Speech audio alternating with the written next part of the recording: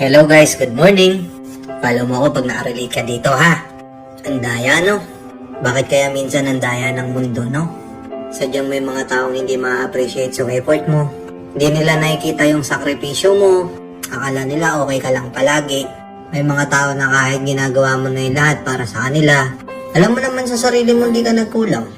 Iwan ka pa din. Ipagpapalit ka pa rin sa iba. Sobrang unfair lang ng mundo na kapag ikaw ginagawa mo yung best mo sa kanila. Pero ikaw palagi yung talo, no? Minsan di mo na nga alam kung bakit ganun. Tatanong ka sa sarili mo, saan ka ba nagkamali? Ano ba yung pagkukulang mo? Tapos at the end of the day, after mong gawin lahat yon, ibigay lahat yung 100% effort mo dun sa tao na yon, iiwan ka pa rin. Minsan pa nga yung mahabang panahon na pagsasama nyo, ilang taon kayo nagsama, tapos yung pagpapalit ka lang sa 3 oras. Pagpapalit ka lang sa simpleng kaligayahan. Grabe no? Sobrang unfair. Oo, nandun na tayo, nasasabihin nila, pagsubok lang yan, kasama yan sa lesson ng buhay, siguro hindi talaga siya yung para sa'yo, dumaan lang talaga siya sa buhay mo para madagdagan yung experiences mo, para magkaroon ka ng lesson, para next time, next relationship, o next na hamon ng buhay, mas kaya mo na. Pero minsan no nakakainis, bakit ganun? Bakit? Baka pwedeng tama na, baka pwedeng ito na yung last na.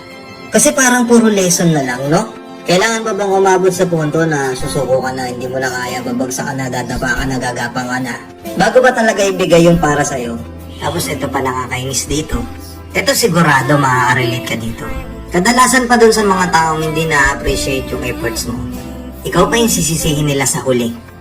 Kesyo ikaw pa yung nagkamali, ikaw yung nagkulang, ikaw yung walang time, ikaw yung may kasalanan, sasabihin pa sa'yo, hindi ka nararamdaman, na para bang sila pa yung biktima dito.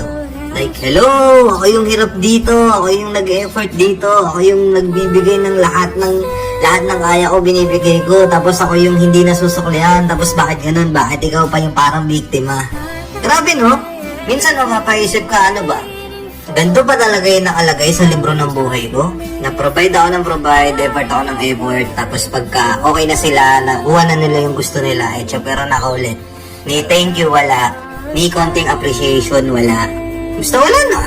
Back to zero ka ulit. Umaasa ka ulit na baka sa susunod na pagkakataon na yung taong yon na makakasalamuha mo ulit, hindi na siya kagaya ng ibang mga taong nakasama mo. Marunong na siya magpahalaga. Hindi yung bubuin mo ulit yung sarili mo tapos uubusin ka, tapos kapag ubos ka na, itatapon ka na lang na parang bote ng soft drinks na ubos na, wala ka ng pakinabang, hindi ka na kailangan. Tapos ikaw ito, bubuin mo ulit yung sarili mo. Paulit-ulit na lang ganun. Ang unfair, no? Pero kung wala man nakapagsabi sa'yo nito, kung feeling mo walang nakaka-appreciate sa'yo, pakinggan mo ito mabuti, ha? Hindi ka nag-iisa. Dadating at dadating yung araw na may isang tao dyan na hindi mo na kailangang ubusin yung sarili mo para sa kanya. Siya mismo yung magpupuno sa'yo. Alam ko marami ka ng efforts na sinayang, maraming sakripisyo na napunta na lang sa wala. Marami kang ginawa na hindi naman na-appreciate ng iba. Pero wala mang nakakakita nun, at least alam mo sa sarili mo na hindi ka nagkulang. Diba?